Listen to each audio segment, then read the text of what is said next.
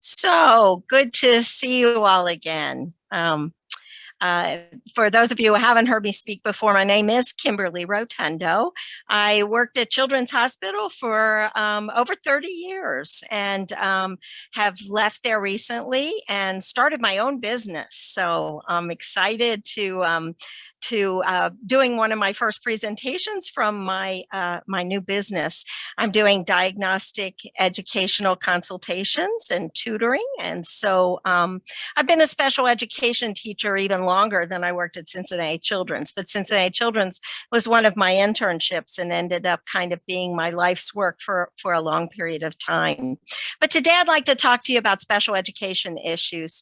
And if you were with me during presentation skills, you'll know that a part of what I like to do when I present is to understand from the audience a little bit about what kind of knowledge base we have. Tell me, just go ahead and speak out and tell me a little bit about your experiences with special education.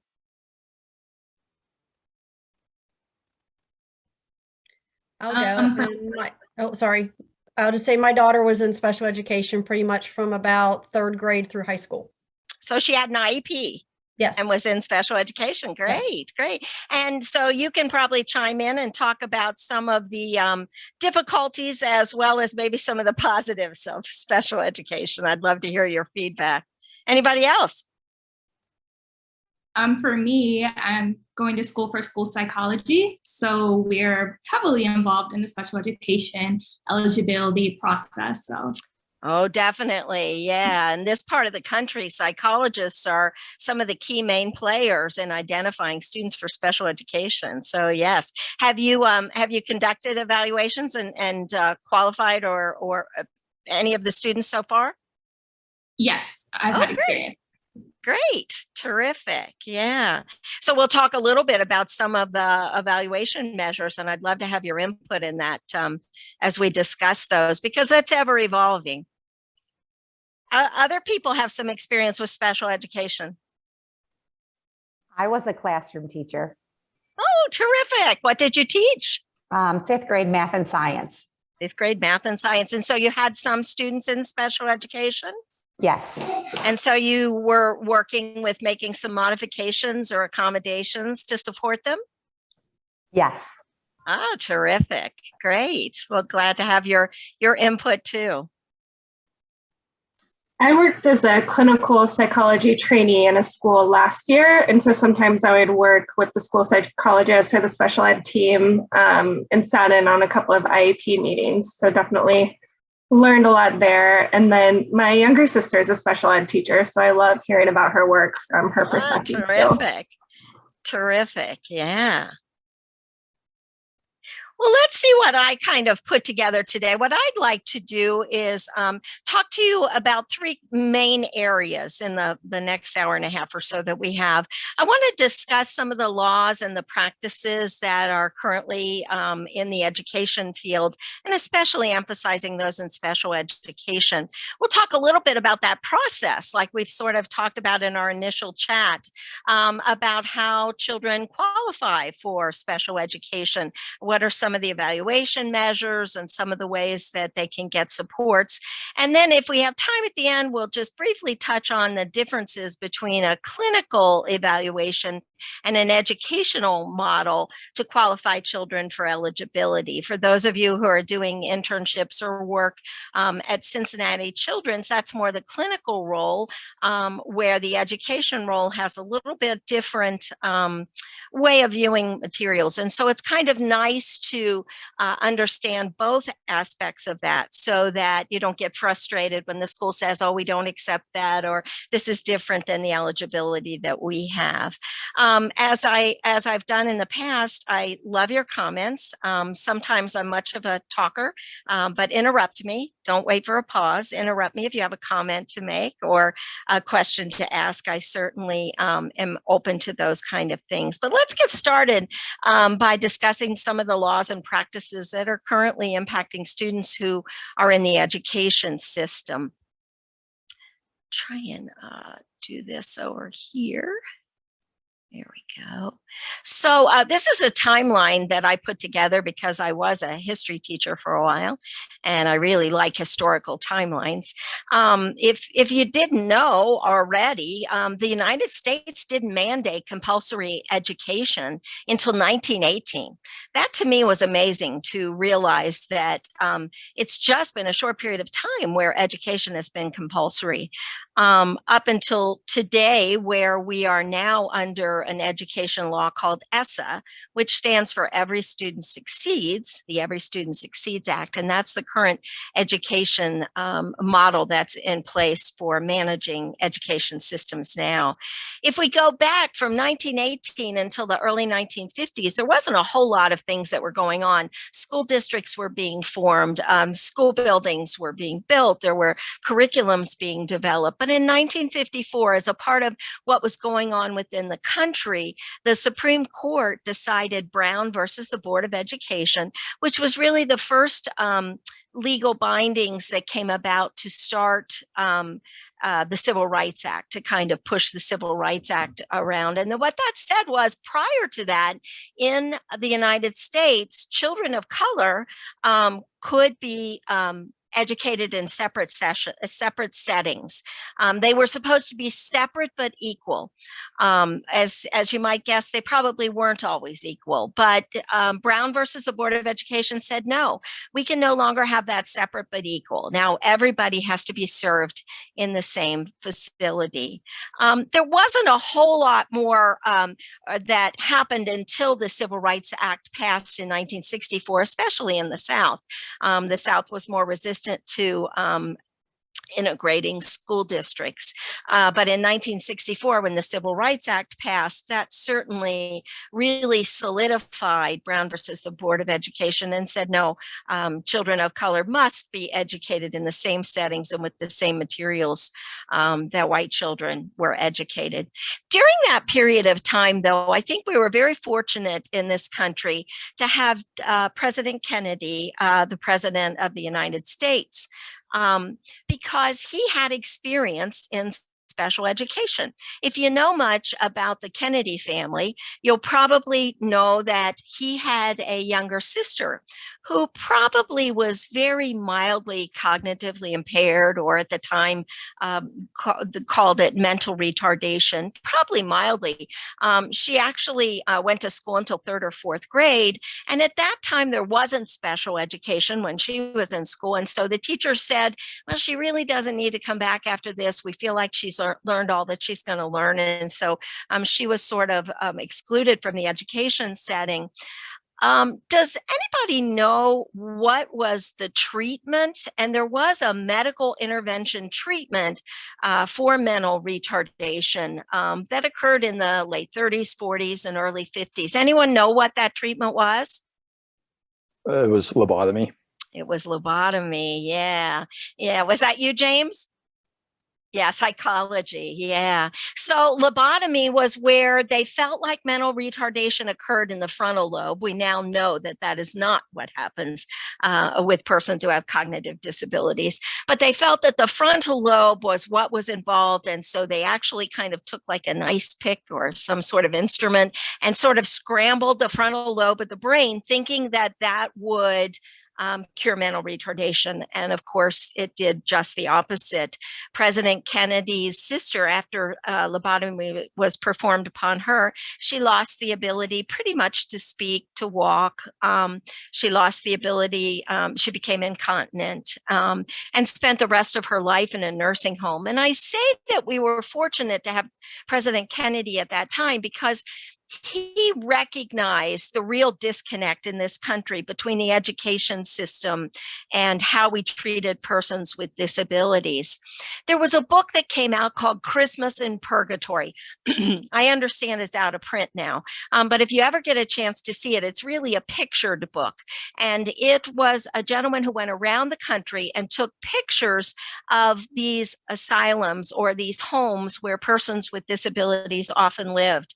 if you had a child that had an obvious disability when they were born or soon after birth, doctors carried a little card in their pocket that had a list of the institutions that were nearby you.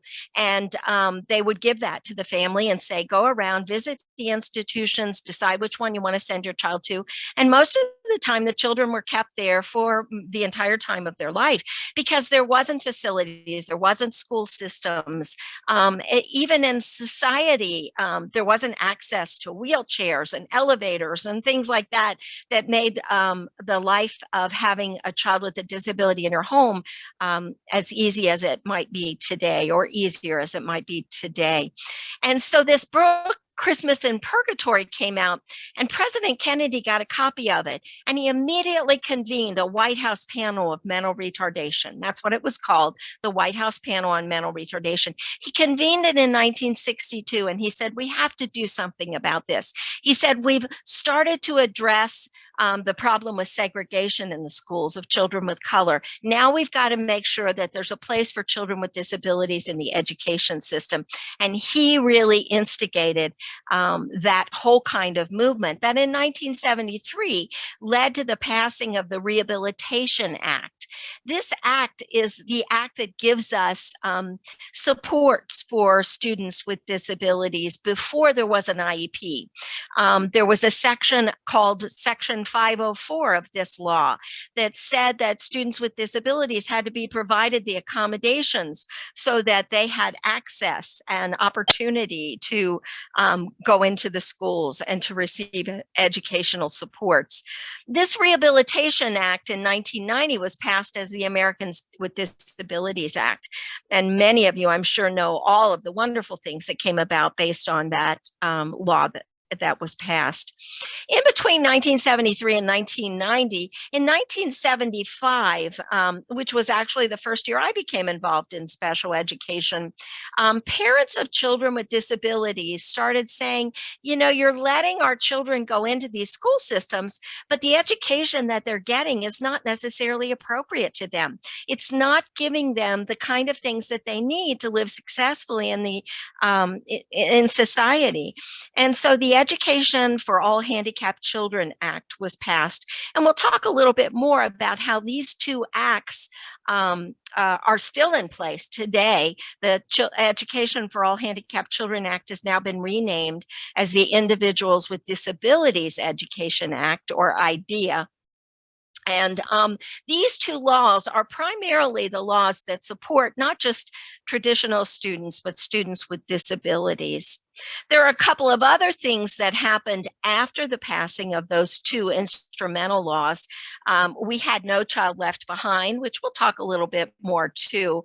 I always like to tell people who listen to me talk about special education and the education system to know that I do have some biases, and those biases are formed from my experiences. And so who would be against No Child Left Behind? But I can tell you that I have some difficulties with some of the things that happened with that law, and we'll talk about that as we move along. Common Core was another effort, primarily by the Obama administration, where they tried to look at organizing all the school districts throughout the country so that there was some common core or some common objective that was set about. We're a very transient society right now. In fact, the latest data that I saw from 2019 before the pandemic hit, most students in the education system, more than 60% of students have attended at least 4 different schools during their 12-year education. And if those school systems worked on different types of curriculum, it's possible that key components of that curriculum, key parts of learning could have been missed by transitioning from one school district to another. And so the Common Core was put into place to try and ease that burden on schools and students so that there was a Common Core throughout the country. Race to the Top was another law that, or another initiative that was put into place. And Race to the Top was to replace No Child Left Behind. So it limited some of the requirements requirements that No Child Left Behind put into place and really emphasized monies that could be put into the school system, especially to support those, not just with special education, but those who had children who came from impoverished areas and maybe needed a little more support to catch up with their peers. And then, as I said, the current law is Every Student Succeeds Act. Because LEND is primarily housed in Cincinnati, there's also a law that's only for Ohio, the Ohio third grade reading guarantee, which I think is an important law that we should review quickly, especially if you're going to be working in Ohio schools, so that you know a little bit about those laws. But this is a real brief synopsis of the Every Student Succeeds Act.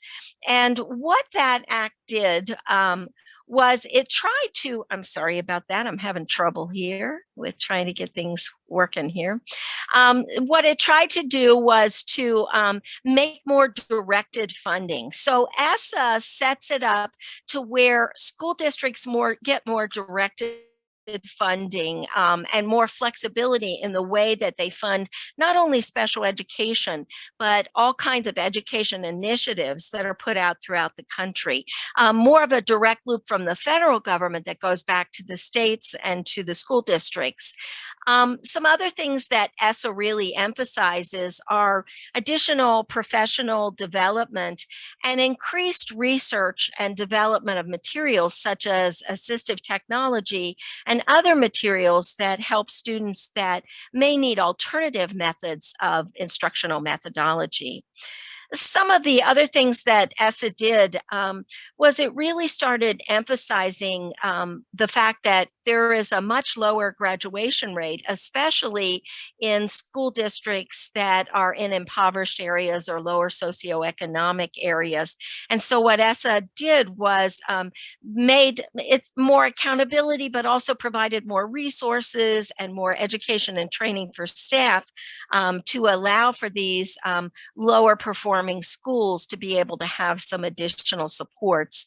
When I was in high school in the 70s, 1,000 years ago, we had sort of two tiers of education, and some schools are actually going back to that now. So when we were in the 10th grade, we were able to choose, did we want to choose the college track or did we want to choose the vocational track? And we then took courses based on those particular tracks. And what ESSA is doing is saying that this is something that can be acceptable as well.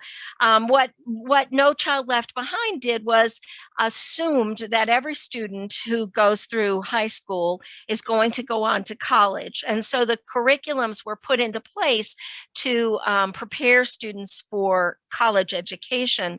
And there were many students who did not find that to be something they wished to pursue, or as we all know, higher education is extremely expensive. I'm sure all of you are sitting on extreme loans. I know my children are too. But many children and families decided they couldn't afford the higher education, and so really wanted some career paths. We're very lucky in the greater Cincinnati area to have the Great Oaks program, which is a career success program and very well funded through ESSA's, through the education funding through ESSA. And it allows students who either are pursuing college or maybe not wishing to pursue a college education to get some career training and actually to have some certifications and training that they can use right upon completion of 12th grade.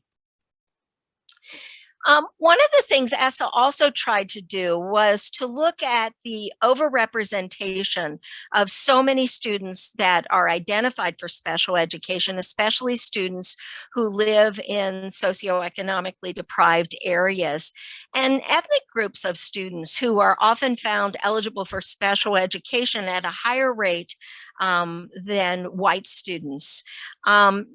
students that come from these impoverished areas often have no libraries. There's often poverty. Many of these families are raised by a single parent, may have trouble with childcare and lack of all kinds of resources. In 2019, this chart was released to show the discrepancies and the overrepresentation of Asian and Hispanic and Black children in special education.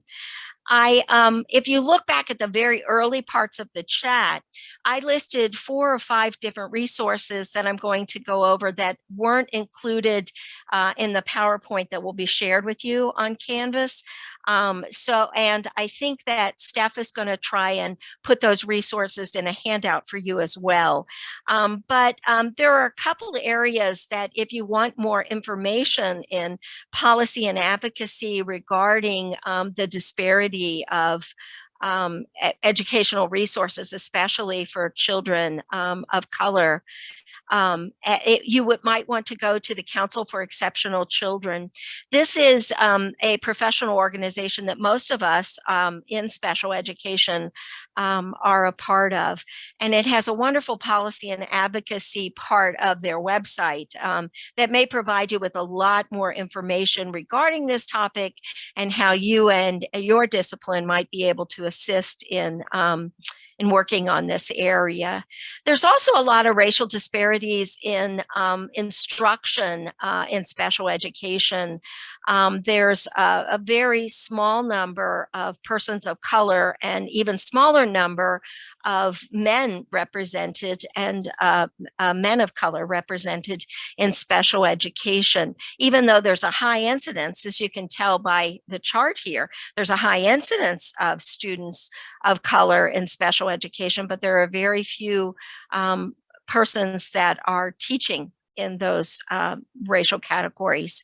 And so there's a very short video that was shared with me that talks about those racial disparities in special education. There's another link that I think is somewhat informative in talking about the disadvantages that Black students face as far as education. It's a very short article, but talks a little bit about the socioeconomic concerns and conditions that face so many of our Black students and how that is affecting their learning. And the Office of Special Education just last year released the facts that highlight Asian, Hispanic, and Latino students, how they may be overrepresented in special education because of language. They speak a different language, and there are actually some states in the country, Texas being one of them, that has now said they're not going to provide education to these children in a second language or in their primary language. And as you might guess, that's certainly creating a lot of difficulties for them to achieve in education when instruction is not provided in their native language. So I hope some of those resources are helpful to you. And as I said, they're in the early part of the chat, or they'll be made available to you after this program. How many of you are familiar, or can anybody share their familiarity with the Ohio's third grade reading guarantee? Anybody been actively involved in this law? Well, this law was put into place, and it's very hard to. And when you all give me an evaluation at the end of the talk, I often get that I came across as having very much opinions, and I do have strong opinions, and I apologize for that up front. But I like to think that can be a positive, because if you disagree with me, I'm all for having that conversation. But it's so hard to discuss education and not discuss politics, and we all know that politics right now is a very divisive kind of conversation. It's very hard to have those kinds of conversations, but I feel like I can't honestly give you information about this third grade reading guarantee without talking a little bit about how it was created. So there was this No Child Left Behind, which we'll talk about, which required students to pass certain tests at certain stages throughout kindergarten and 12th grade. They had to pass certain tests. And there were many people in the country who felt because we don't have one common core, because we don't have one federal government telling us this is what should be taught in first grade, in fifth grade, in seventh grade, or in high schools, that to create a test from the federal level that evaluated students' knowledge at that level was very difficult because there was no common core. But No Child Left Behind put these things into place, put these tests into place, and we saw that there was a real problem. In fact, some of the first years that No Child Left Behind was put into place, there were some school districts where 63% of the students did not pass the proficiency tests. And it wasn't maybe necessarily because the education was poor or the curriculum was poor, but it was because they hadn't necessarily taught that part in the curriculum, because the way their curriculum was set up within their school district, they maybe weren't taught the information that was being evaluated till a later time in the curriculum. But there was a real divisiveness between the parties. So the Republicans were very much for No Child Left Behind. Although it was a bipartisan law, they were very much for No Child Left Behind. They wanted these evaluation measures in place for students and for teachers to have to prove that they were educating the children well. But as I said, so many states and states often that were headed by persons of the Democratic Party were saying, wait a minute, because we don't have a standard that we can make these evaluations against, what we'd like to do is take away those kinds of testing until we get some sort of common core. The state of Ohio, at the time that this third grade reading guarantee was passed, was actually led by a Republican governor, but he very much supported this common core. It was Governor Kasich, for those of you that are familiar with the politics of Ohio. He recognized that there was a real disconnect between some of the outlying districts and some of the metropolitan districts in the way education was set up. And so he decided that he wanted to embrace a common core objective, set a common core for the state so that each third grader would learn some certain core group of information, each fourth grader, and so on. But his party was appalled that he promoted that. And so sort of as a counteroffer measure, he and the Republicans put together this third grade reading guarantee. There's sort of this common thing in education and thinking that children learn to read up until third grade, and after third grade, children have to read to learn. So it's not exactly the way we as educators look at it, but that was kind of the common thought at the time. And so what the Republicans pushed through was this third grade reading guarantee, which said we are going to test children twice before they leave third grade to make sure that they're reading on grade level. If they're not reading on grade level, then they're going to have to repeat the third grade so that they can get reading instruction again. Initially, it was to repeat the whole third grade. But the first year that this law was implemented, Cincinnati Public had to hire over 300 more third grade teachers because so many children did not pass this third grade reading guarantee test. Again, it wasn't necessarily because they weren't reading on a third grade level, but the evaluation measures that were put into place were somewhat I would like to call them flawed, but they were different than maybe the students in the third grade had seen before. And so it was quite difficult for them to pass. This third grade reading guarantee has been modified through the years. It's still the law. Still, children must take this test by the end of third grade and pass it, or they have to go back into earlier grades to get additional reading remediation. So they don't have to repeat the third grade again, but they have to go back and get reading remediation. This law is still somewhat disputed by a lot of people because even students with IEPs are often required to pass the third grade reading guarantee. Even students with obvious disabilities that maybe are nonverbal, who might not be expected to develop reading skills.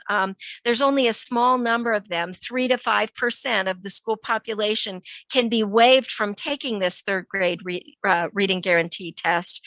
But it has created sort of a disconnect among parents, especially parents of children who maybe started a little bit behind, children who maybe came from a home where they weren't exposed to the alphabet or exposed to books prior to starting kindergarten or even first grade. And so they're a little bit behind the level, not so much so that they have necessarily a learning disorder or a reading disorder, but they just aren't quite ready to succeed with these third grade reading passages. And so it's become quite a discussion in schools about how much we can waive students with IEPs for this third grade reading guarantee and how much these students have to pass. There is a little exemption for the retention for children in Ohio who are less than 3 years as an English language learner. They are exempt from passing the third grade reading guarantee by the third grade. And if a child has been given reading interventions all along, kindergarten through third grade, oftentimes they can be exempt from retention. Are there questions or thoughts that you have or comments about the third grade reading guarantee? Again, this is only in the state of Ohio, but for those of you working in that, it's something that's, I think, important for you to recognize. Kimberly, Cheryl had put in the chat asking how this process works with kids with IEP. So or maybe if you can just go in a little bit more detail. Yeah, I wish I had a clear answer to that question. Many of us as educators have gone to the state to say, what does qualify a child for an exemption for an IEP, a child with an IEP for an exemption to the third grade reading guarantee. And like so many things in the education system, I think much of it relies on the education team. So that would be the parent, the special education, the general education teacher, oftentimes a psychologist, maybe a reading intervention teacher, who get together and look at the IEP, see what kinds of eligibility the child has for an IEP and what kind of goals that they have to see whether they can exempt them. I will tell you that there are many families that I've worked with that would like to that request the IEP exemption from the third grade reading guarantee, and the education team cannot grant that because they've reached the 3 to 5% of students that have been exempt from it. And the state says you can only exempt that many from your district. And so oftentimes students who would benefit from being exempt from this are not exempt. I will tell you it's a little bit better than when this started several years ago. When this law was put into place a few years ago, it was really very detrimental because students who might have done very well in school, gotten all A's or all S's in their curriculum, but if they didn't pass a number that was set as passing for this third grade reading guarantee, they were retained to third grade reading. And so this not only frustrated parents of children who had disabilities or who were on IEPs, but it frustrated general ed students too, who said, my child was doing fine in school. Why are they having to repeat education or reading programs from third grade when all they did was not pass a test? I hope that answers a little bit. If you have more specific questions about that, but it is very much kind of a flexible process that there's no gold standard for what would exempt a child on an IEP from being held to this third grade reading guarantee requirement. Thank you. That was helpful. So let's look at a couple of other laws that we talk about here in special education. And I told you about that Section 504 of the Rehabilitation Act that was passed in 1973. And then the other law, which is IDEA, which is that current law that is really very active in making sure things are set up for students with disabilities. And then we'll touch a little bit on No Child Left Behind. But I think that these are the three main laws that are important to understand in special education. So the Americans with Disabilities Act, or the 504 plans, are civil laws. The Rehabilitation Act is a part of the Civil Rights Act of 1964. And so it is a civil law. A civil law is very different from an education law. IDEA, or the Individuals with Disabilities Act, is an education law, and it's governed by the Department of Education. So these are two separate laws that are governed very differently. This becomes important when you're wanting to appeal decisions, or you're wanting to pursue maybe a concern that you have for a child that's in the education system, kind of knowing, are you appealing this based on discrimination as a part of civil law, or are you appealing this because it's based on education and learning? And so let's talk a little bit about these two laws, how they differ, so that we can see how you might best provide support for families who might want to appeal or know more about these laws. So how many of you are how many of you have worked with a child with a 504 plan? Yeah, I'm seeing a lot of shaking of heads. Yeah, we see some people who have worked with children with 504 plans. Are there people who worked with children with 504 plans and IEPs? That can be done. Some people don't know that both of those kinds of things can be done. But let's go into 504 plans a little bit more. So remember, this came all about from Brown versus the Board of Education. This all started by saying separate but equal was not allowed in this country. And then after President Kennedy was assassinated, President Johnson signed in the Civil Rights Act, which banned discrimination in education, in public places, for any organization that took federal funds could not practice discrimination. The Rehabilitation Act was put into place to allow persons with disabilities to be included into the social network, to be integrated and given full participation into education, careers, all of the kinds of pursuits that anyone would want had to be allowed to persons with disabilities.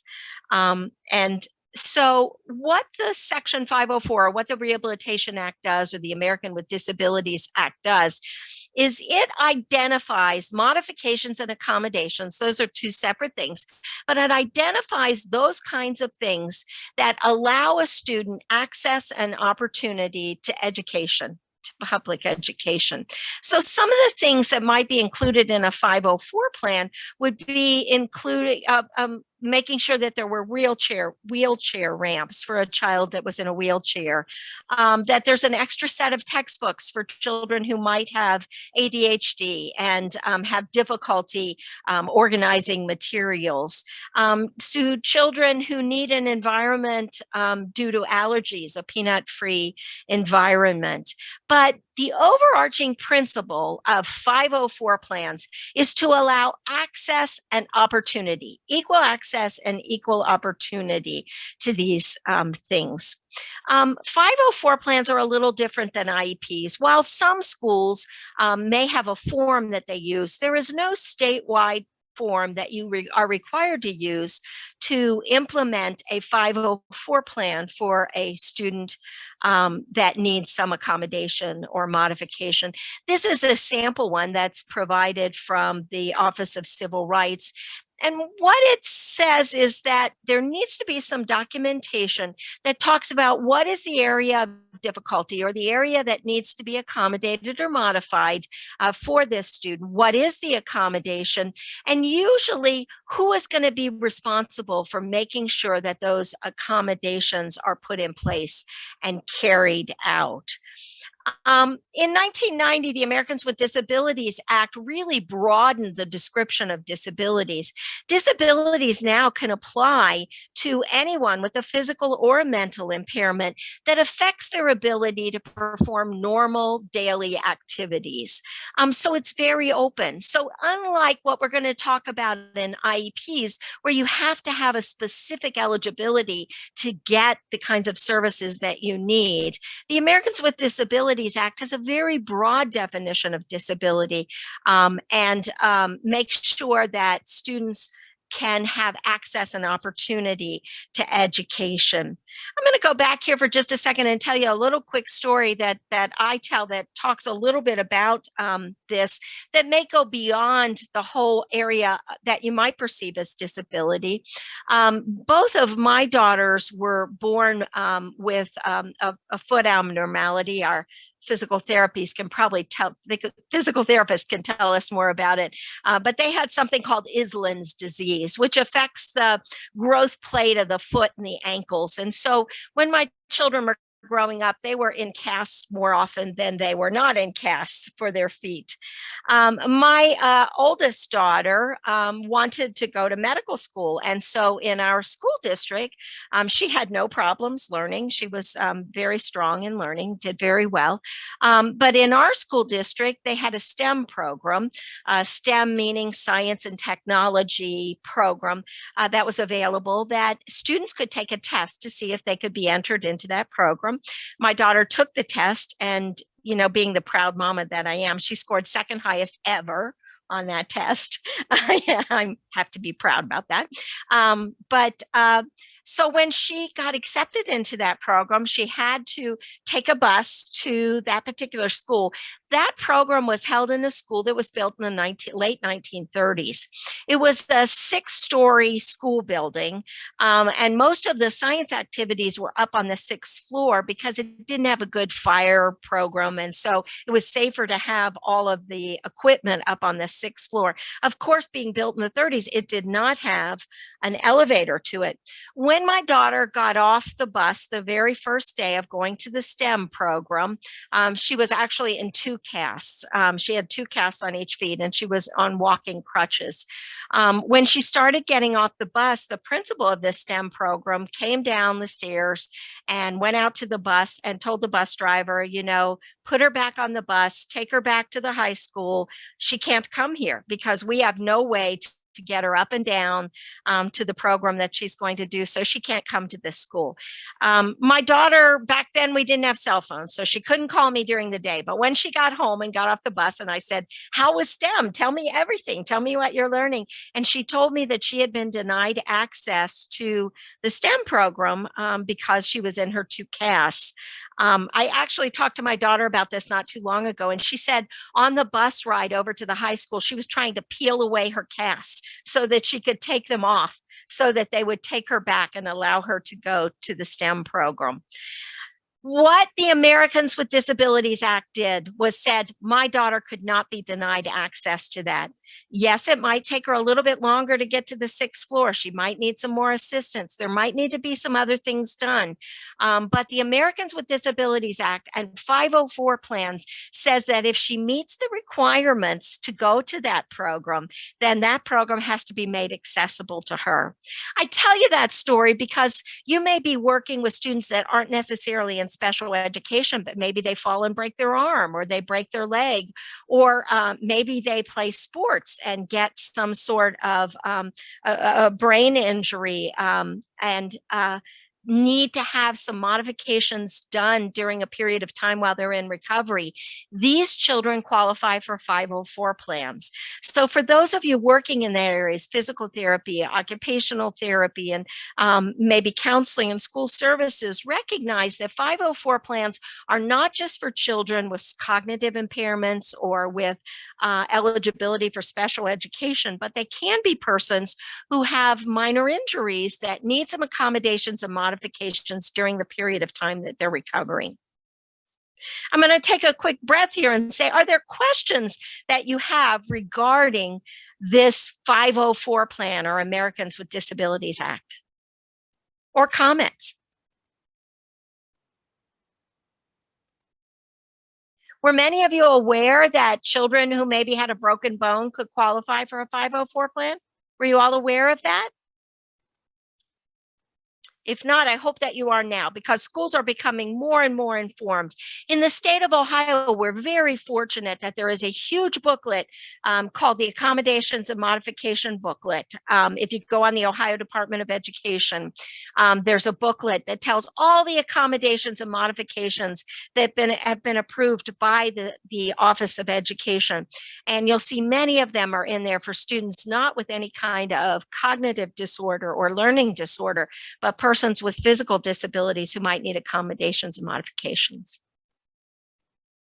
So that's the one big law of education that affects children with special education as well as not with special education. And then we've got the Individuals with Disabilities Education Act. And this is the education law. Now, if my daughter had continued, just to finish that story, when I contacted the principal and told him she had a 504 plan and he couldn't exclude her from there, he quickly made arrangements to where she could get into the STEM program, and we got her into the program, and she did very well in that program. But if he would have continued to deny her access to that program, that's when you get a lawyer. You get a lawyer and you fight that through the Civil Rights Act. That is breaking a Civil Rights Act. Remember, I said it couldn't be separate but equal. It now has to be integrated, and persons with disabilities also have to be integrated into that. But when you're looking at the education law, I know there are a lot of lawyers out there who do specialize in education law, but it's a very different process. You don't go to a regular court to kind of fight education law. There's processes in place that are a part of the law that we'll talk about as we go through this law. In 1975, the Education for All Handicapped Children Act, or Public Law 94-142, was passed. And what happened was, during this period of time, as I said, parents of children with disabilities were saying, you're letting my child in the school now, but you're handing them crayons and coloring books, or you're setting them in the back of the class, or you're having them do other kind of work, but you're not teaching them toward the generalized curriculum. And parents especially wanted their children to be educated to the best of their abilities. And so this law was passed that put a lot of things into place. It put in these evaluations that we've talked about, that psychologists and special education teachers are very much aware of, that qualify a student for special education. It put into place IEPs, which set goals and objectives for students to be able to reach toward the generalized curriculum, and not just something that was handed to them that did not help to educate them toward the generalized curriculum. I just want to interrupt for one sec, just because Shelby had a question about maybe the difficulties about finding an affordable lawyer, if there are people out there who can help with these problems, maybe pro bono or for a lower rate. Yeah, well, let me tell you, if they're working through the education system, I would encourage them to do mediation and due process. And you don't necessarily need an attorney for that process. If you're using the 504 plan, if you've got someone who's really breaking the Civil Rights Act, there is an Office of Civil Rights in each city, each major city throughout the country. Ohio has one right down in downtown Cincinnati, the Office of Civil Rights, and they have a listing of attorneys that sometimes will do pro bono work or low cost work if you're wanting to fight this through the Civil Rights Act, through the 504 plan. But if you're doing the IEPs and you're wanting to appeal decisions that are made through that process, there's something called mediation and due process that do not require you to have an attorney. In fact, if you were to get an attorney and fight the education law, then the school district is required to get an attorney. And a more recent Supreme Court decision said that whichever party won the decision, and I will tell you, often the school district knows this law inside and out, and often they win. I think it's about 92% of the time school districts win these due process and mediation cases when an attorney is brought into this, then the Supreme Court says that parents can be billed the district charges for getting an attorney for the district. And so you want to be really careful and check with attorneys if you are working with an attorney on any of these education concerns, to make sure that that is put into place, or that you understand that if a decision doesn't go your way, that you might be held liable to cover the legal fees of the other party. Did that help with the question? Yeah, thank you so much. Sure. So let's kind of look at these side by side. Got to do a little something here with my my thing here. So side by side, we've got the two laws. So we've got the Rehabilitation Act, or the Americans with Disability Act, which allows for accommodations and modifications and equal access and opportunity to education. And then you've got IDEA, which has students to go through these evaluations, these testing, to identify if they have one of 15 to 18 recognized disabilities. So there are 15 to 18. I say that because each state kind of works with persons who are deaf and persons who are blind in a different category. Some make them separate categories, some put them together. So there are between 15 and 18 different kind of identified disabilities that this multi-factored evaluation looks at and decides if the child has the disability. Then this team gets together, looks at what kind of services are needed, puts an IEP together to give children a free and appropriate public education. That's the overarching principle of IDEA. 504 plans give access and opportunity. IEPs give appropriate education toward the generalized curriculum. Questions about that? Sometimes understanding the two of those can help you to advocate better in the schools and to understand why sometimes school districts have difficulties providing certain services in certain areas because of the eligibility criteria. I will let you know that there are only a few states in the country that do not allow both an IEP and a 504 plan. We talk a lot about Texas. Texas and Alaska are big states that have put laws in that are being contested at the federal level that says you cannot have both. But oftentimes, and you can especially see this in students who may have ADHD, they may not only need accessibility to an extra set of textbooks, they may need breaks during the school day because they have trouble sitting through the school day, but they may also have learning problems that are related to their ADHD.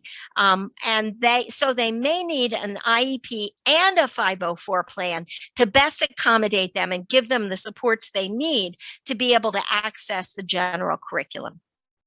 But again, I'm going to pause. Are there questions about these two main laws that affect education? There are a few other questions in the chat. One is, do IEPs and 504s follow the student across schools or districts? And then the other one was, what's the argument for not providing both a 504 and an IEP in those states like Texas and Alaska? Yeah, I wish I could speak to that one, because then I would fight it better. I don't want to sound too partisan, but I think it's a lot because education is so intertwined with politics. And I think it's more of a political thing than it really is for the benefit of the student. At least that's my opinion. I can't answer that second question. Honestly, I can tell you how I feel about it, but I can't answer that in any formalized manner. And can you remind me, James, again, of what that first question targeted? Yep. First one is, do IEPs and 504s follow the student across schools or districts? That's a great question. 504 plans need to be put into place based on the school districts. There is nothing in the law that says it can't be transferred from one school district or one state to another state, that 504 plans, because it's a Civil Rights Act. Oftentimes what you'll see with both 504 plans and IEPs, you will see school districts that will request maybe 30, 60, or even up to 90 days to work with the child following the previous 504 plan or IEP to make sure that they feel that those things are necessary in the environment that that the student is now learning in. For example, there used to be a real need with 504 plans for an extra set of textbooks, but many times now textbooks are all digital and they're online. So there might not be the need. You might be in one school district where they had that in a 504 plan, but when they move to another district, everything's digital, so they might not need the 504 plan because of that. Now, what IDEA says is that school districts have to accept the IEP when a child moves from one district to another or one state to another. They have to accept that until a new evaluation can be performed. So if a child comes in with an IEP, all of those goals and objectives and services should be in place for at least 60 to 90 days, sometimes 30 days. Each state interprets the 30, 60, and 90-day rule a little bit differently.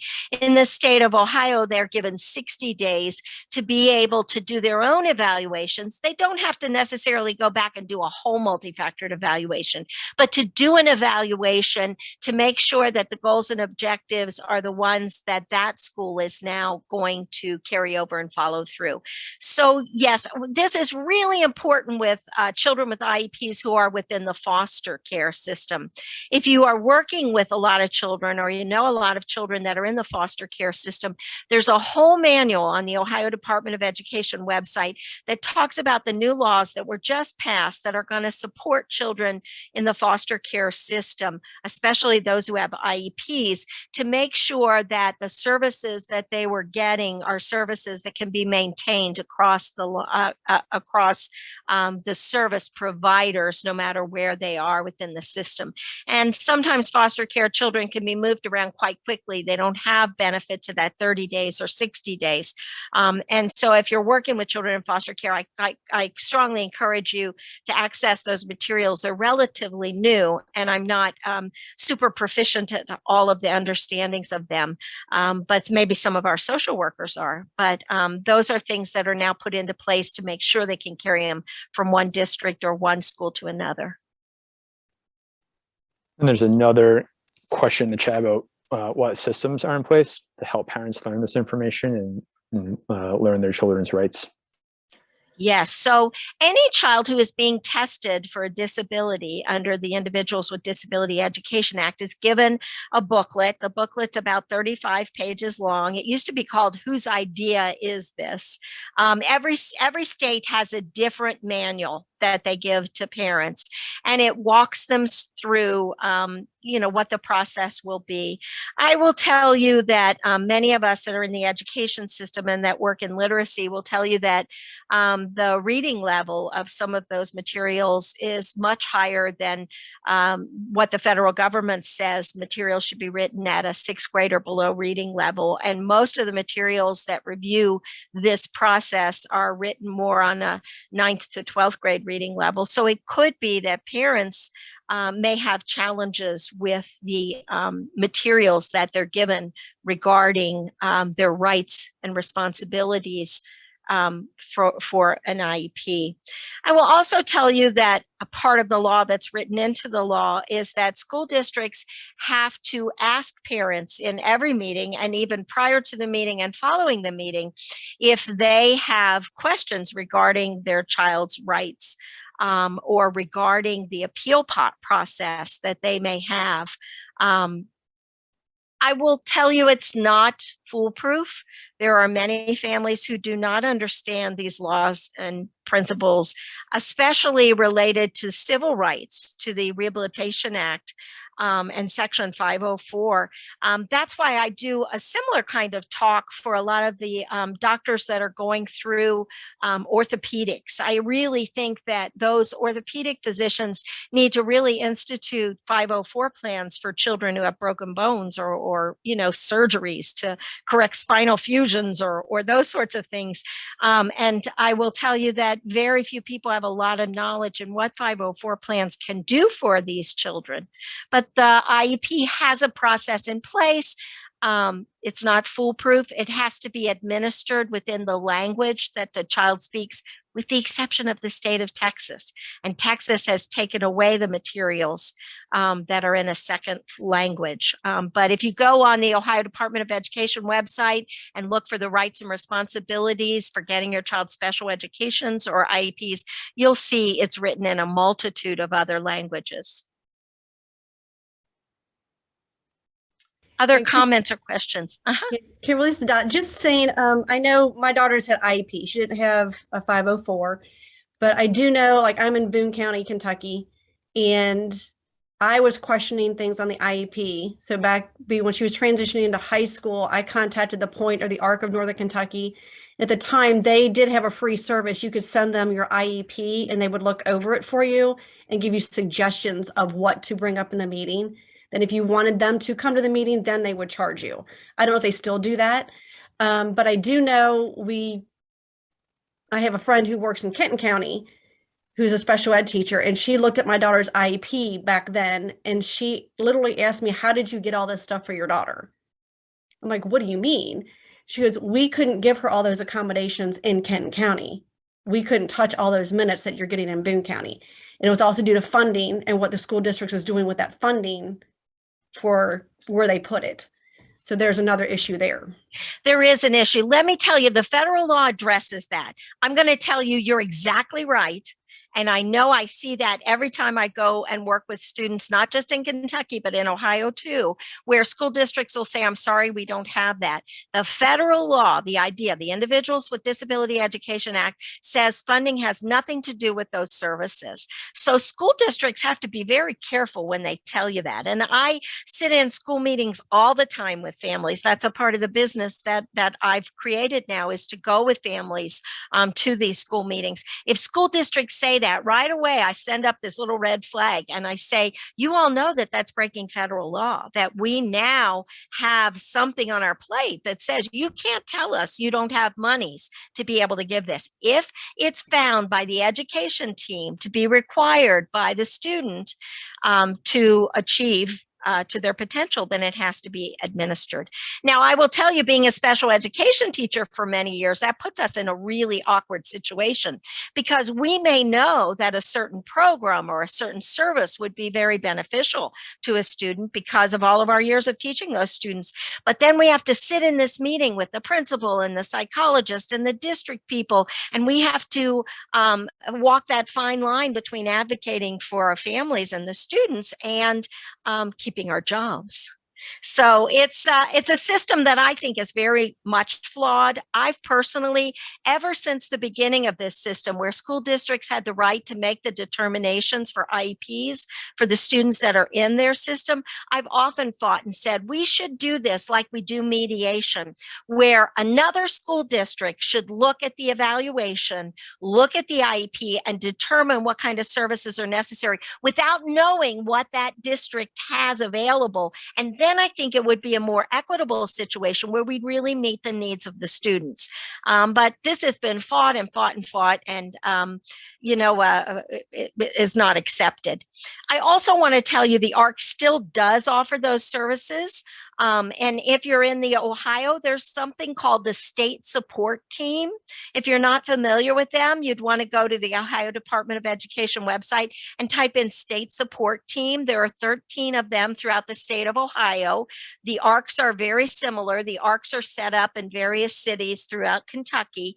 You can contact them, send them your child's IEP, or send them even their evaluation measures, and they will be glad to look them over and give you some suggestions for what you might ask for or how you might appeal the process.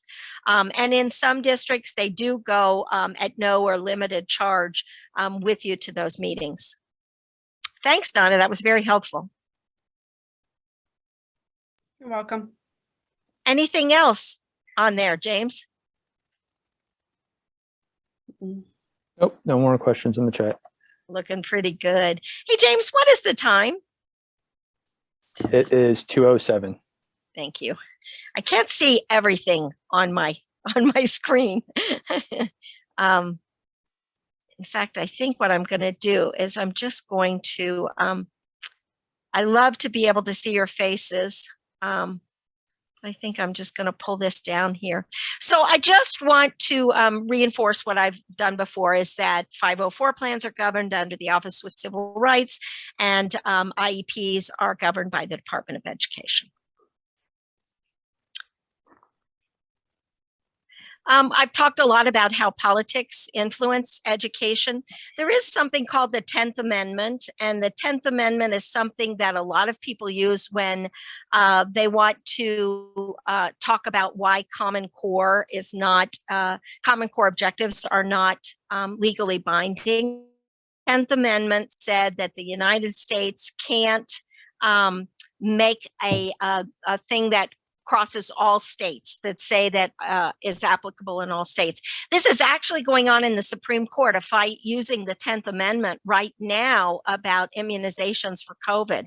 Right now, President Biden has said that companies with 100 or more in employment must require their workers to be immunized or to be tested weekly.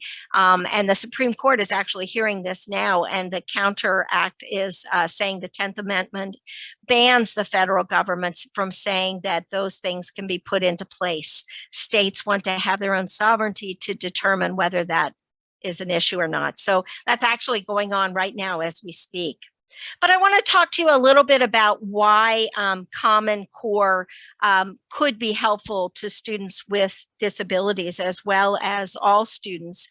Back before No Child Left Behind was put into place, there was a lot of statistics out there, and the federal government was appalled that the United States was well below the 20th in science and math scores. These are global science and math scores, and even much farther behind in reading scores. And so that's why the federal government decided that they wanted to put in No Child Left Behind and make sure that students were reading and doing math and science on grade level. And there were also penalties that were put into place early on where teachers who had students, who had a majority of their students who were not performing well on these standardized measures, they actually lost their license or were demoted or not allowed to teach anymore because their students were not passing these tests. One of the things that I think is important is if I was to give you all a test, prior to having the conversation on 504 plans, you know, some of you might do okay on it or very well on it if you had experience, and others might do terribly on that kind of test. By not having a Common Core or by not having a nationalized curriculum, it's very hard from the federal level to be able to put tests into place to measure whether a child is learning on grade level. That's the whole confrontation that instituted the third grade reading guarantee, was that the federal government had a real hard time determining which school districts taught which things at which level. Most of the other countries who perform better than us in math and science have what they call nationalized curriculum. So in England, if you were to be taught reading in London in the second grade, and then you move to Manchester, I've never been to England, but I hear there's a difference between those two cities. But if you were to move to Manchester, they would be teaching the same curriculum. They may not use all the same materials. Teachers have some flexibility in how they use the instruction, but the curriculum is the same. All children in first and second grade are given phonics. Where here in the United States, from one school district to another school district, the curriculum is very different. If you were to look at reading instruction in Cincinnati public schools, you would see all the way through the third grade, they were teaching phonics instruction. But if you were to go out to Sycamore or to Indian Hill schools, most of those students have their primary instruction in phonics in kindergarten and first grade. And because so many of them have achieved that goal of learning the phonics, they move on to more reading activities of fluency and speed and accuracy, where in Cincinnati Public, they would not find the same kind of instructional methodologies. So just in 5 miles or 8 miles between school districts, you see a real difference in that curriculum. It's really shown in math. You know, there are some school districts, Sycamore being one of them, where they actually introduce early algebraic questions and algebraic methodologies in second and third grade to support math calculations, where in Cincinnati Public Schools, those would not be introduced sometimes until 5th, 6th, or even 7th grade. And so if a child was to move from Cincinnati Public into the Sycamore School District or the Indian Hill School District, they could be very far behind in math, not because they had a disability, not because the instruction was poor, but because the curriculums are so different. And so many of us felt like the Common Core was a much better way of measuring whether a child learns on grade level. I like this little cartoon here. It says for a fair selection, everybody has to take the same test, which is climbing the tree. That's kind of what No Child Left Behind did, which is why I was against it, because I worked with so many different ability students. You can see, you know, the elephant, the fish, the penguin, you know, they're all going to have some hard times climbing that tree. And that's what No Child Left Behind did. It said it didn't matter where you lived. You were going to put in this test in second grade or third grade or 7th grade, or a high school equivalency test that allowed you to pass high school, that if you didn't pass it, then you couldn't graduate. And so that was the real problem that many of us had with No Child Left Behind, personified through this sort of comic example. The race to the top, I talked about just a little bit. And what Race to the Top did was it really started saying, you know, we were giving the same amounts of money to all school districts throughout the country. And what Race to the Top did was it had school districts apply for additional funds by demonstrating the kinds of programmings and supports that they had, many times for special education, but sometimes just for regular education as well, and aligning funding resources to support these kinds of achievement. The Common Core Standards was put into place during the Obama administration. 2 representatives from each state came to the federal government, and for almost 2 years, they discussed what should a child learn in kindergarten, what should a child learn in first grade, what should a child learn in second grade, and they put these standards in place. Now, these standards were not curriculums. A lot of pushback that I get from people who say, you know, I don't want a nationalized curriculum. Well, this isn't a curriculum, this is a standard. So it said that in first grade, all children will be given instruction in reading using phonics. All students will be introduced into addition and subtraction in first grade or second grade or third grade. So the federal standards were there. These standards were then sent back to the states that accepted the Common Core. And then the states determined kind of what methodologies they'd use, what kind of resources, you know, textbooks they'd pick. So the Common Core standards didn't choose the methodology. It just said this was the standard that these children should be looked at as to whether they've achieved that standard to be promoted on to the next grade.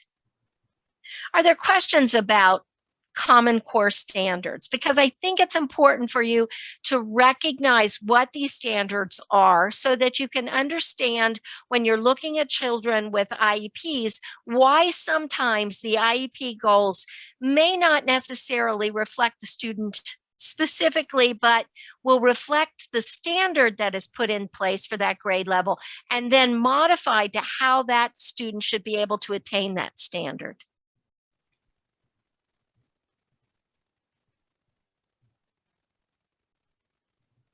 Well, Well, if no questions about that, then we kind of look through the laws and practices. And now what I'd like to do is talk a little bit about the special education process. Remember, the special education process is related to IDEA, that education document. It's not related to the 504.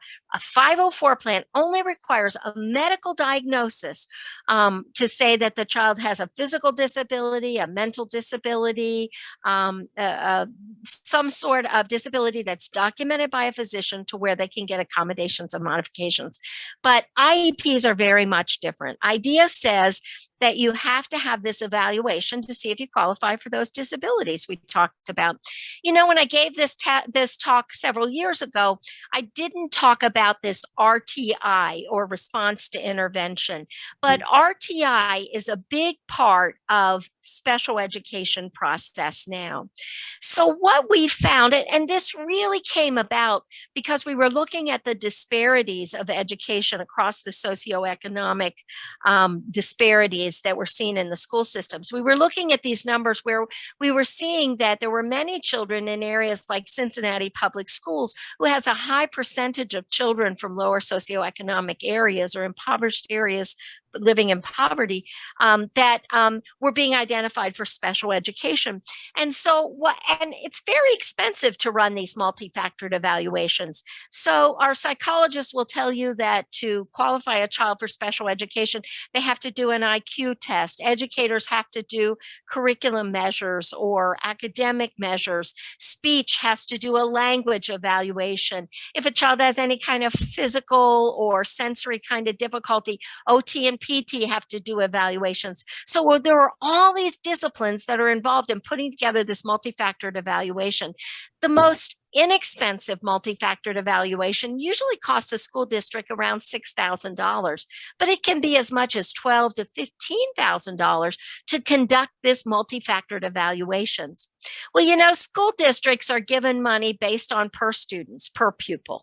And so most of the school districts, that eats up a majority of the entire annual budget for them just by conducting one multi-factored evaluation, especially if they don't have a psychologist on staff or have to reach out to other agencies like Cincinnati Children's to run a physical therapy evaluation if they don't have a physical therapist in their own district. And so what happened at the federal level was they said, let's do something in place to make sure that we're catching these kids that maybe don't have disabilities, that don't need to go through this whole multi-factored evaluation, that maybe just need some more stimulation, some more access to resources to catch them up. And so this RTI, or response to intervention idea, came about. And what it does is it has three primary levels. In the state of Kentucky, in the state of Indiana, they only have 2 levels of intervention, but most states throughout the country have 3 levels of intervention. And what happens is the child comes into kindergarten or first grade, and most of the kids have learned the alphabet, but this one child is really struggling to identify all the letters. And so this first level of intervention is where the child is then placed in intervention, and it has to be something formalized. It's not just getting a wonderful parent or grandparent to go out in the hallway and work with the child. There has to be some sort of a structured plan in place where they work with this child for 6 or 9 weeks to see if giving them a little bit more support is going to allow them to come back in with the rest of the class and continue to move on. Or if they're not reaching that benchmark, then they can elevate them to level 2, where level 2 is even more structured experiences and more qualified professionals that will work with the child to say, before we go do this multi-factor evaluation, let's try this level 3. Let's send them to a special education teacher. Let the special education teacher work with them for a while to see if they need more supports or if we really should pursue on to getting this multi-factored evaluation. I'm sorry. Most school districts allow up to 18 months for students to go through this response to intervention before they're required to do a multi-factored evaluation. Now, many times that 18 months is waived because the child is not making progress and moves through that intervention process very quickly. There are some conditions, Down syndrome comes to mind, autism comes to mind. Those students are kind of automatically moved through that RTI process or waived from that RTI process and put into a multi-factored evaluation because of the disability that they've already been identified with, so that they don't lose any time qualifying these children. One of our biggest fears in special education when this RTI model came about was that we were afraid that was being put into place to limit the resources to students with disabilities. And it really was not found to be like that. It was found that that because they can waive those exceptionalities to be evaluated right away, that they can move on with the team process. Was there some questions in there, James, or comments? Nope, nothing in the chat so far. Okay, thanks. I saw a flag and I wanted to make sure I was acknowledging it. For those of you who are really interested in the RTI process, there's something called What Works Clearinghouse. It's put together by the Institute of Educational Sciences at the U.S. Department of Education. This isn't Ohio or Kentucky. This is the U.S. Department of Education. And those of you who are in the medical field, you know, you have journals and you have articles and you have sort of gold standards that you put into place, you know, for treating a child with asthma or for treating a child with an allergy. In the special education process, we wanted something similar. And so the U.S. Department of Education worked with the Institute of Educational Sciences and put together this What Works Clearinghouse. So they run studies and publish studies all in this one portal that you can go to look at to see what kind of interventions were used and how those interventions have shown through research to be beneficial. So for example, this one that I'm showing here, a lot of school districts for children who are having reading problems use the Wilson Reading or the Wilson Foundation system. So if you go on What Works Clearinghouse and you type in Wilson Reading System, it will tell you what the Wilson Reading System is, what kind of research has been done on it, what you can expect to see in that kind of intervention process. So it's very helpful to people who work with students to see what kind of methodologies are being used in these interventions. And interventions can also take place in the IEPs. So it used to be you had to have interventions before you had an IEP. Now you can have an IEP and some of those interventions continue on through or as a part of the IEP. The important part of looking at this What Works Clearinghouse is to know how it's aligned to children with disabilities so that you can make sure that it's not some sort of intervention program that really has no data to show how it benefits certain students with disabilities. But it's a wonderful clearinghouse. It's not easy to navigate. It's down sometimes when you really want it to be up, but it is sort of the portal that we have that reflects sort of medical gold standards or best practices. This would be where you would go to find those best practices. So let's say that you're working with a family and they, you know, think their child needs to be evaluated for special education. Parents write a letter to the teacher. I encourage them to send it to the principal and the superintendent saying, here's the evidence that I have that this child needs to be evaluated. It doesn't have to come from a parent. It can, but it can also come from anybody who's interested or working with the family or the child, providing some sort of evidence that that child may need special education. What I will tell you is that oftentimes parents will put together letters that are very emotional. And I certainly understand, having two children with disabilities myself, how passionate you want to become to make sure that these children get the resources they need. But it's very important to give evidence of how the child is not learning in the environment that they're in, versus saying the teacher just won't help this child. If those of you who work in maybe social work, maybe know more about the human resource policies. School districts work a lot of times with teacher and teacher unions And so if a parent writes a letter and says, I want my child to qualify for special education because his teacher refuses to help, that is not going to get you very far, because if the school system does agree to doing that kind of thing, then that teacher can go to their system and say, wait a minute, I do help this child. And it becomes a human resource discussion and not a discussion for special education. So I encourage those of you who are working with families, or those of you who may be families who want more support from the school, stay away from that adversarial language. Provide evidence. Save copies of your child's work that shows that, maybe they're coloring pictures and they're in 7th grade science class and it has nothing to do with science. Show evidence that the child is not doing well on tests, or not doing well on other kinds of things that you attach to this letter, or that you put with this letter. You can send it by email now too. So that's now an acceptable mechanism for notifying the school that you want the child tested for special education. But stay away from the adversarial stuff, the stuff that'll get the school in trouble, the stuff that'll get the teacher in trouble, and provide the evidence. Yes, you may very well see that the teacher is not following through on the kinds of things that that they say they're going to do in an IEP or a 504 plan, but you don't couch that under the teacher refuses to do it. You couch it under, here's the work they're being done, but this is what their 504 plan or what their IEP says needs to be done. And this is why I'm appealing or writing this kind of letter. The special education process is massive. I'm not going to go through this whole kind of thing, but you can see what a big process it is. Many families and even people who aren't really familiar with the special education process think it's a pick and choose kind of thing. They think, people sit around in a team and just say, yeah, you're going to get it, or no, you're not going to get it. But no, there are a lot of checks and balances to get a child qualified for an IEP.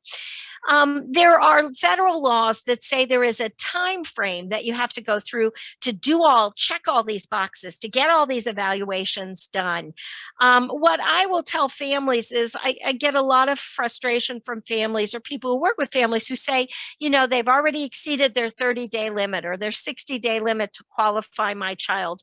I will say, especially if you live in an outlying school district that doesn't have a full-time psychologist, that may not have a full-time special educator, starting out to be team players is going to help you more than starting out as adversarial. So I understand the frustration and delays that are sometimes put into place. But instead of writing a letter and saying these timeframes have passed, maybe just contacting the school and saying, I'd like to know where the process is because we're getting near the ends of the deadline, I think are a much more positive way. Once a student or a family becomes adversarial with the school, that can become a 12-year process that's not fun for the school and not fun for the parent or the student. And so I'm really one of those kind of advocates that want to get us all on the same page. Sometimes it's quite hard and sometimes it's impossible. I don't want to seem like it's pie in the sky, but it is important to try and understand the reasonable timeframes.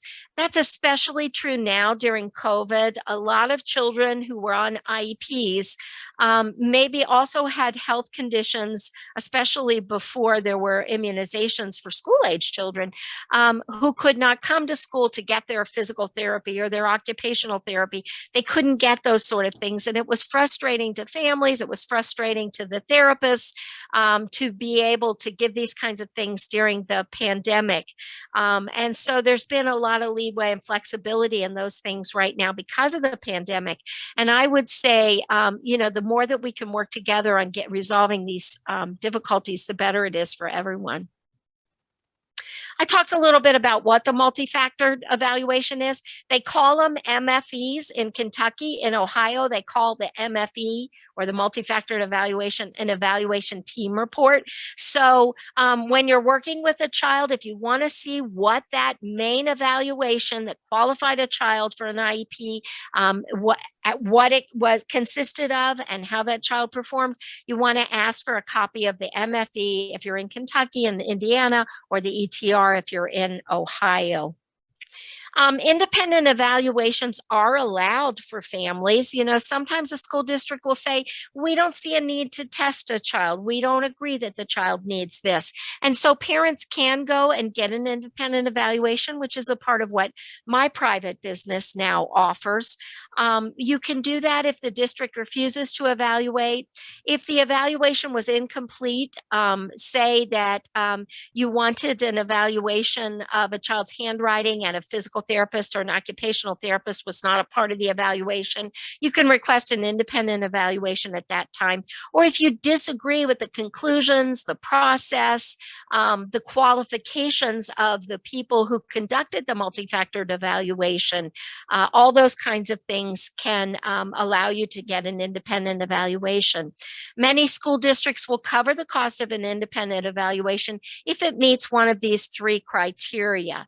They do not necessarily have to pay for it if once you've gone through the independent evaluation and the independent evaluator agrees with the school district that there was no eligibility for special education, then oftentimes the school district will not be responsible for paying for that.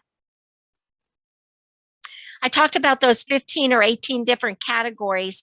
So the federal government gives us these generalized categories through the Federal Register that tells us what a child has to, what this multifactored evaluation has to show us to qualify a child for one of these conditions.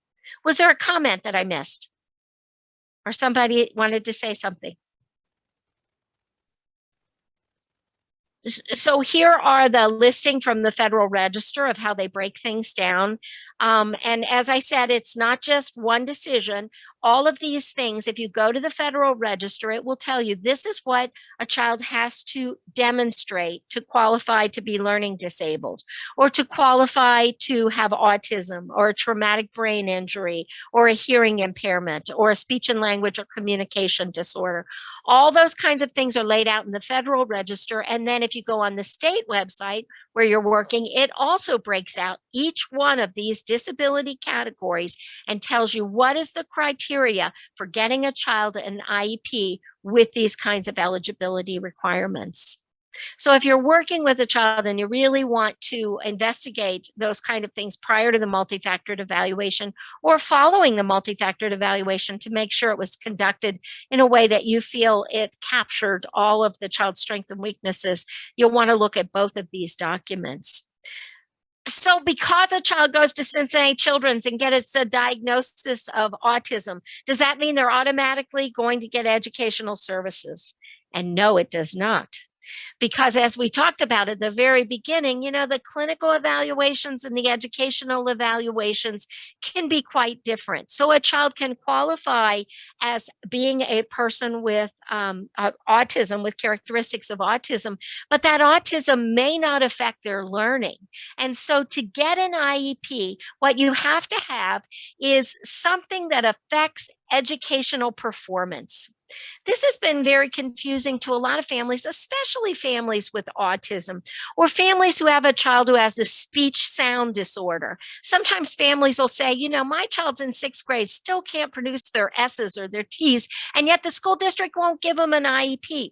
Well, that's because even though they may have that kind of speech disorder, it's not affecting their ability to learn. They're still able to learn the education processes. Same way with autism. A child may have autism and they may have terrific problems with socialization, but they're doing fine in reading and math. And so they don't qualify for an IEP if they're able to achieve those kinds of things that are a part of the education process or performance. Are there questions or thoughts or comments about that? I think it's very important for people to recognize that, especially if they've been denied services, to know that the denial of services are often related to this one concept that said, if your child is doing okay in the school, if your child is getting good grades, if your child is, passing from one grade to another, it's not affecting educational performance, and they may not qualify for an IEP. A lot of people talk about what is the role of education. This is especially true for persons with autism who may have that social skill difficulty. We are rethinking education as to what is the role of education. The role of education used to be to allow persons to be able to read the documents, the Constitution, the Bill of Rights, to know what their rights were, to be able to be active citizens of the country. And of course, we've evolved to where now we teach everything from citizenship to life skills to social skills. And education is sort of going back on that pendulum to say, are we going to focus more on reading, writing, and arithmetic, and kind of close the loop a little bit, because we're seeing more and more children who are finding delays in those key primary academic areas, while the emphasis has been placed on other areas. It's a real conversation in the field of education at this time. What is the role of education? You know, many families will say, I want my child to have an IEP, but I don't want them in special education. They have this mindset, maybe when they were in school, where special education was held in a basement or in a different facility. You know, special education now is not a place, it's a service. It's one of the services that you get with an IEP. And so I always encourage parents to understand, when they say, I want an IEP, but I don't want special education, you know, you're really hurting yourself, because they go hand in hand. It's one of the many services that can be offered through an IEP. You know, some families also often say, you know, they feel like if they get an IEP for their child, that's automatically going to bring them to grade level. You know, if a child has dyslexia or a learning disability and they get an IEP, parents think, well, that's going to mean that, you know, once they get through this process, once they get through the goals and objectives, they're going to read on grade level. But no, the Supreme Court has always said since 1982 that special education does not have to provide optimal education services to max, but does not require the schools to provide optimal education to maximize their potential. That is a really difficult thing for families to understand. You know, we don't have to get children to grade level. What we have to do is improve their skills. That's what an IEP does. It sets goals and objectives to improve their skills. Hopefully, they'll be able to achieve on grade level. But if you have a child with a cognitive disorder, maybe a child with an intellectual disability, they may never reach what the grade level expectations are, but they can participate within the generalized curriculum, but maybe not to maximum potential. This is called the Chevy versus Cadillac approach. The Supreme Court says schools don't have to provide Cadillacs to every child in the school. They do have to provide Chevys. That may be offensive, but especially if you drive a Chevrolet. Kimberly, we have a question in the chat asking, what is the school required to do in response to a written request for an IEP evaluation? So they have it. Go ahead. I'm sorry. Do they just look at records and then decide on testing from there, or is there a different process? It's a very complicated process. They do look at school records. They are required to talk to the regular general education teacher to see how they are perceiving their performance. And they must talk to the parent to get what the parent is perceiving. If it's not clear in the letter that they've written, then they have to contact the parents and say, what is your specific concern? Is it reading? Is it writing? Is it math? Is it learning in general that has asked you to do this? And so it's very much a part of looking at all of that kind of data. Good question. Again, there's no one gold standard, but it's required to look at multiple sources. This is what an IEP looks like in Ohio. In Kentucky, it's a different kind of format. But remember how I said with a 504 plan, you don't have to have a formalized plan. With an IEP, you do. An IEP has a formalized plan. And remember, when an IEP is developed, all of the goals and objectives should be aligned to educational performance, how the child is performing differently from their peers in education performance. IEPs have to have levels of where the child is currently going, how they're going to measure whether they're making progress, what kind of services and aids and supports will be available, how the student will participate in those state tests, like the third grade reading guarantee, how that child is given the least restrictive environment. So how much time they are placed away from their peers versus how much time they're in with their peers.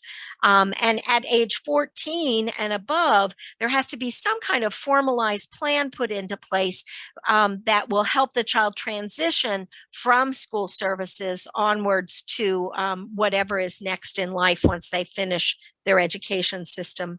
Just to kind of put a little thing in here, if you're not familiar with this system, a child with an IEP can stay within school until their 21st birthday, until the academic year of their 21st birthday. So it's not required that once they've gone through 12 grades, they automatically leave school, unless that's a part of the transition plan, and that's what's been decided. The other thing that was a question early on is, will the IEP follow them? An IEP is only good in kindergarten through 12th grade. It does not go on to college. So what I tell a lot of families, if you are a child that is going to go on to college and is going to need accommodations and modifications to succeed in that environment, have a 504 plan implemented before the child completes their last year of schooling or the 12th grade. So around the middle of the 11th grade, I usually tell families on IEPs, if you're going to pursue higher education, it's time that you get that 504 plan put in place, because colleges do not do IEPs. Colleges do fall under the Civil Rights Act or the 504 plans. Now, there are some colleges that do take the IEP and kind of mold them into programs for different kinds of programs. There have been some programs put into place at Northern Kentucky University and the University of Cincinnati, where students with significant cognitive impairment are come into the college environment. And sometimes the IEPs are used to assist them in developing programs for that. But overall, IEPs end at the end of 12th grade. So that's what you'd see in an IEP. To kind of wind things down here, I think it's really important when you're working with special education or when you're working with IEPs that you understand the language. There's a language to education. You want to know what that language is. You want to know a little bit about, and hopefully this has given you a little bit of information about how the programs work, so that you can investigate other things, and that when you're making appeals or when you're supporting a family, that you have the kind of language that you need. One of the things that I see working at Children's all those years that I worked there, many reports said that a child had encephalopathy. Encephalopathy is not an educational term. So if you, in working in your discipline, use that to document a child's disability, I strongly encourage you to either identify what that is with the terminology that can be accepted by the education system, or see that if that is in your documentation and nothing else is there, the education system doesn't have to do anything else. They'll say, we don't treat encephalopathy. That's a medical condition, not an educational disability. There are a lot of families who confuse developmental disability with learning disability, especially a lot of families who have children with cognitive impairments. They will say that their child has a learning disability. A learning disability is very different, and we're going to talk about that in a couple of weeks when I come back and talk with you about learning disabilities. But children with learning disabilities have to have average cognitive abilities to be identified with a learning disability, where a developmental disability or cognitive impairment, however you may label that, it means that the child has performed below the average range on cognitive measures. Finally, I think that it's important when you're working with families to make sure that when you're helping them to make requests, that you align that to academics. I know I read a lot of letters from families who say, my child's in first grade and has never been invited to a birthday party. And they write to the teacher, or they write to the school and they say, I really need my child to be invited to birthday parties. And schools are really having to be very careful with that, because because because the requests that are aligned to education have to fall within the realm of academics.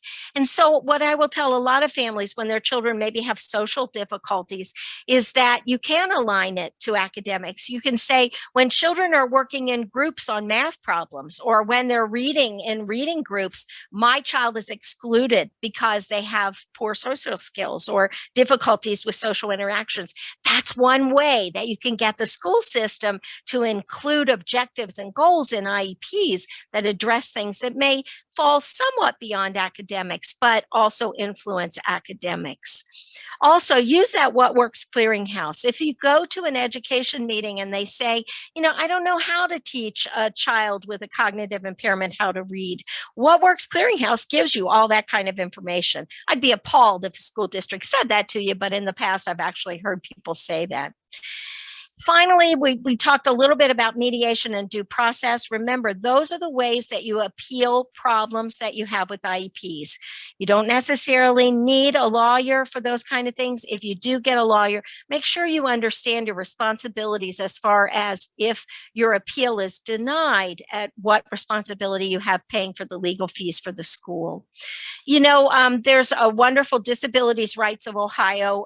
Some of you have probably worked with it, but they have a lot of information out there, but they especially have a lot of information about the COVID-19 pandemic, and talk about what kind of responsibilities the school have as far as additional services, such as occupational therapy, physical therapy, speech therapy, those sorts of things, while a child might be on remote learning, and how schools are being given some leeway in their reevaluations of children for disabilities. There's more and more flexibility in allowing a child's IEP to go beyond the 1-year term to go into the next year, especially if some of those goals were not able to be addressed because of the pandemic. But I think it's very well spelled out and very easy to understand under Disability Rights of Ohio regarding COVID-19.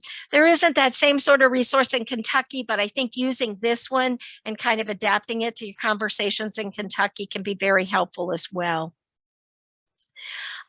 There is also a return to school roadmap. As children, I know right now they're not coming back. More and more children are in remote learning again because of the uptick in the Omicron virus, but the U.S. Department of Education has a return to school roadmap that may be very beneficial for parents too, to look at how to reintegrate children back into the system of going to school. It's a really nice roadmap that's laid out pretty clearly to support families and even teachers.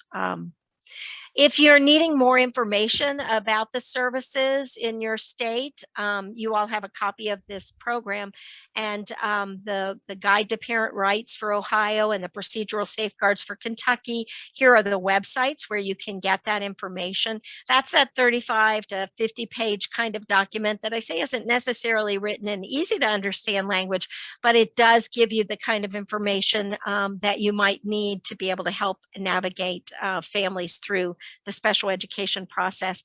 If you work with children in Indiana, Indiana has a Department of Education website that also gives you that information. If you're working with children with 504 plans, the Office for Civil Rights have lots of sample 504 plans, lots of accommodation plans. Remember, the state website of Ohio has a wonderful accommodation manual. It's like 250 pages now of accommodations that have been approved. So if you go to school and you're asking for something and you see it within that accommodations manual and the school district is telling you we can't do that, then you say, oh yeah, you can, because here it is in the Ohio approved accommodations and documentations. And then of course, the Office of Special Education and Rehabilitative Services are very, very helpful in helping you to navigate due process and mediation. They have ways to walk you through how you might be able to do that with minimal cost or no cost to you, because it really shouldn't cost you anything to appeal your concerns through special education. I'm not going to talk too much about charter schools because they are public schools, but that right now is being addressed at the Supreme Court level and at the state of Ohio. So I'm not going to talk much about them, but just to let you know, if a child has an IEP and then transitions to a private school or a charter school, they may not accept that IEP. They may put something in place called a service plan. A service plan is not like an IEP because it doesn't have goals and objectives that they have to reach, but it identifies the kind of services and supports that need to be provided to that student. It doesn't have the same kind of checks and balances as an IEP, but if that's what you or the family chooses to move them to that, understanding that that's how that process works. And then in conclusion, I just want to say, as we've talked about before, most of you that work in the medical center, use the DSM to qualify students for eligibility for certain kinds of conditions. But remember, the more that you can align it to what the Federal Register says, the better it is at getting those educational services for those children. And the DSM has done a wonderful job. The most recent DSM-5 has really kind of even stated what the Federal Register says on things like learning disabilities, so that when these families come back to the school system and says this clinical psychologist has identified this child with a learning disability, now it is aligning it with the Federal Register, so it doesn't have to become that disconnect where the school district will say, yeah, that's what is diagnosed in that field, but not within our field. So the more that you can kind of mesh these two laws together, even though they are these two documents and qualifications for eligibility together, the better you're going to be able at serving those particular children. I've talked way too much. Are there other comments, questions? How'd I do regarding time? Questions, thoughts, comments? You're fatigued. I wore you out.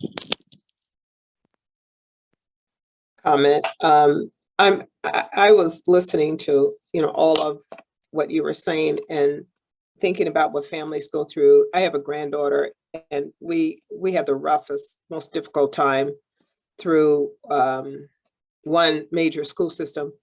And my biggest question is, first of all, some families are just too exhausted to have to deal with, all of what you're saying. That sounds great if you have all the time in the world. But I'm trying to figure out why families are having to face all of this and all of the paperwork. And isn't the educational system funded by taxpayers paying taxes? Isn't a significant portion of it? So I'm just trying to find out why families who are already facing difficult times are having, and I mean, their every day is just filled with one thing after another. And then they're having to face and stay composed, during this. I mean, we were one of the ones who had to go to arbitration. And we did have an attorney, and we were made aware that if we lost, but we were pretty certain that we would not. They did back down as a result, but I'll never forget one of the school system's comments was they told the arbitrator that tell them that we will, because we were in two separate rooms, and they said to the arbitrator, tell them that we will drag this out as long as we need to. And the attorney that was with us said, she paused a moment and she said, tell them to go ahead because our company is committed, not our company, our law firm is committed to doing this pro bono. So tell them go ahead, drag it out if they want. And she said, when the arbitrator left, she said, I can't wait to get all three of them on the witness stand.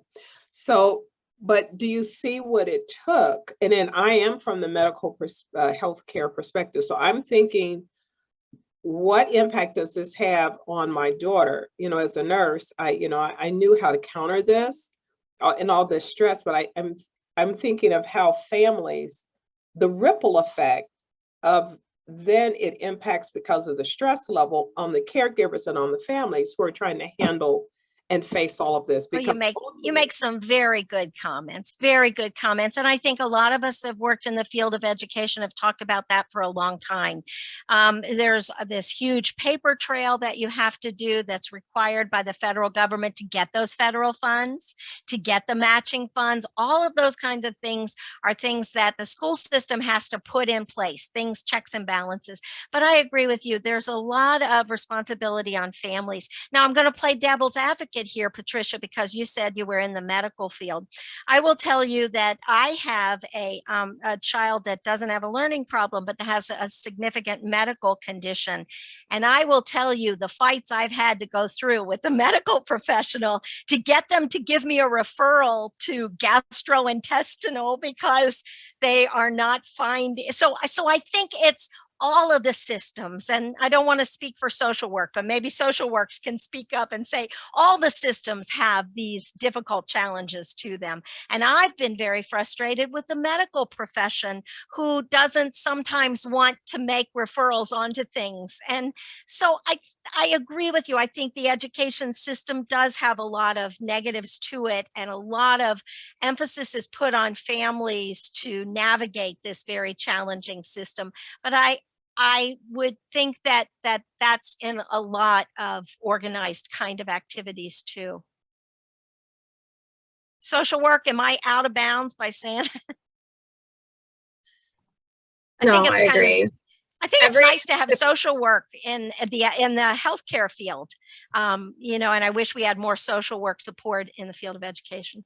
Yeah, every system we interact with, including not even medical, but Children's Hospital as itself is a system that is very complicated and very burdensome.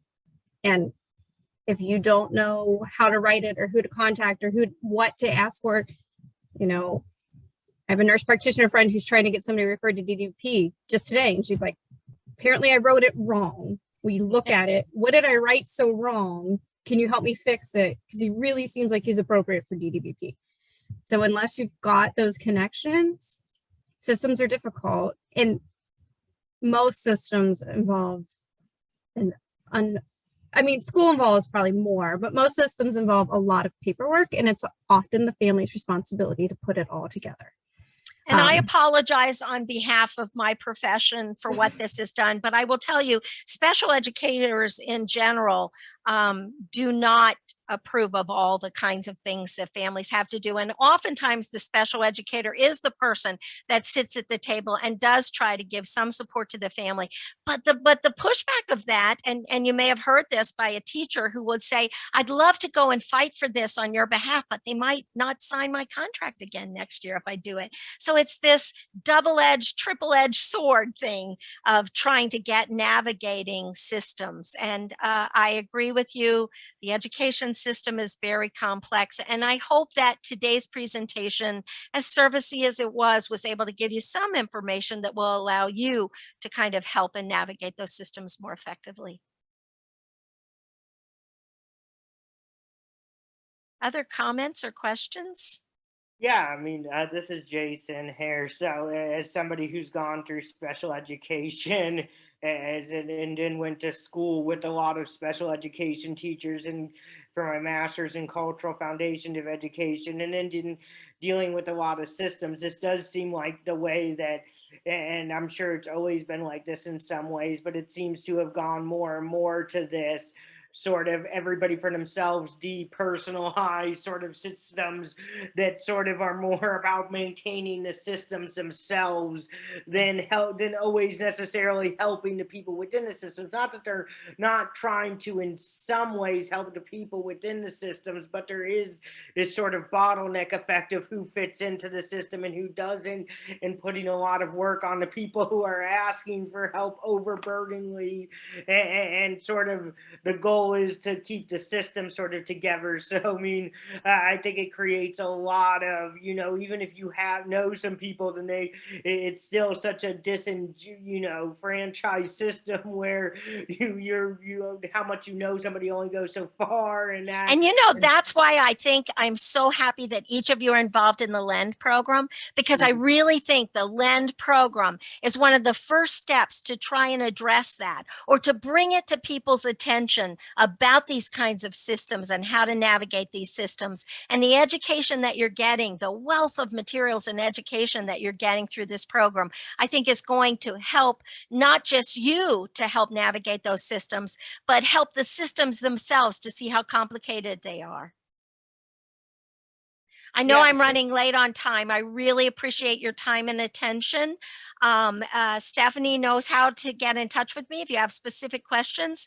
I'll be back in a couple of weeks and we'll talk about learning disabilities and how they fall under that special education umbrella. But I very much thank you for your time and your attention.